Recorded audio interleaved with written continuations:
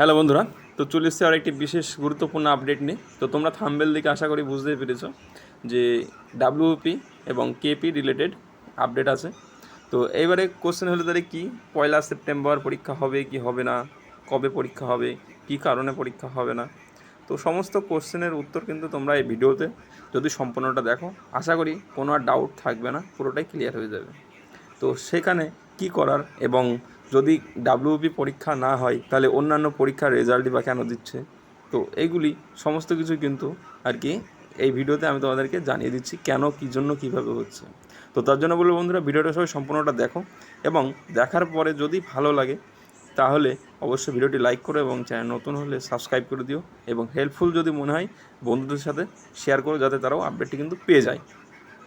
তো প্রথমত আমরা যেটা বলার, যেটা আর কি দেখার সব থেকে প্রথম কথা, যে 1 সেপ্টেম্বর কিন্তু ডেট পিআরবির তরফ থেকে ফিক্সড হয়েছিল, কিন্তু কারণবশত পুলিশের ডিসিশান কিন্তু মুহূর্তে মুহূর্তে চেঞ্জ হয়, তোমরা এটা সকলেই জানো।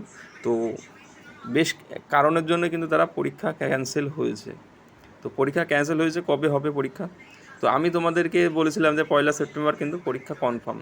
তো তখন কিন্তু সেই মুহূর্তে কনফার্ম ছিল, পরীক্ষা হওয়ার কথা ছিল।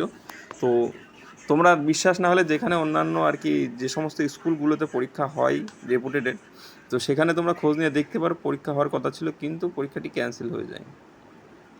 তো পরীক্ষা কিন্তু খুব শীঘ্রই হবে, তবে একটা কারণ আছে যে যার জন্য কিন্তু পরীক্ষাটা হলো না। সেটা হলো, আমরা বেশ কিছুদিন আগে দেখেছি যে ওবিসি কেস হয়েছিল এবং কলকাতা হাইকোর্ট রায় দেয়, এবং তারপরে সেটা সুপ্রিম কোর্টে যায়। এবারে সেটা সুপ্রিম কোর্টে কী স্ট্যাটাস আছে সেটা আমি তোমাদেরকে পরবর্তীতে ভিডিও বানিয়ে জানিয়ে দেবো।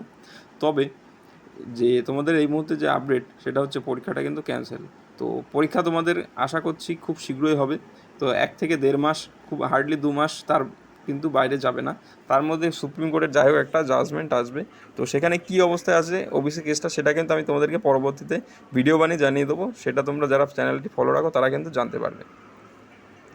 তো তাহলে কেপি এসআই, কেপি কনস্টেবল এবং যে সমস্ত আর কি পরীক্ষা যেটা আছে ডাব্লিউবি, তো সমস্ত কিন্তু পরীক্ষা কিন্তু সব কিছুই পিছিয়ে গেল। তো এটা হলো মূল বিষয়।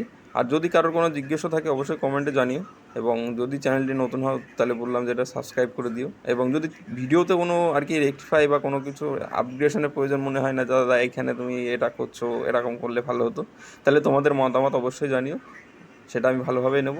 তো বন্ধুরা, ভিডিওটা সম্পূর্ণ দেখার জন্য অসংখ্য ধন্যবাদ।